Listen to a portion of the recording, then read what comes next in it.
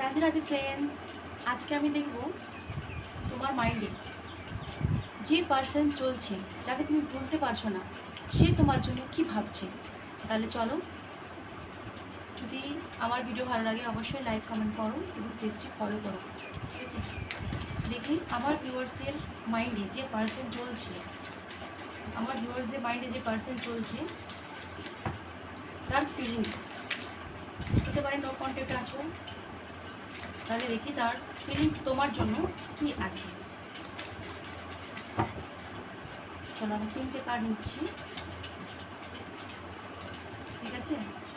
তো সে পার্সন কিন্তু তোমাকে বলতে পারছে না, তার মাইন্ডও কিন্তু তুমিই চলছো, ঠিক আছে।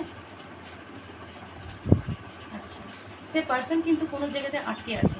যে পার্সন তোমার মাইন্ডে চলছে, এই দেখো, সে কিন্তু তোমাকে মিস করছে, প্রচুর মিস করছে। সে কিন্তু ভুলতে পারছে না এবং সে কিন্তু একটা রিয়েলাইজেশন করেছে, ঠিক আছে।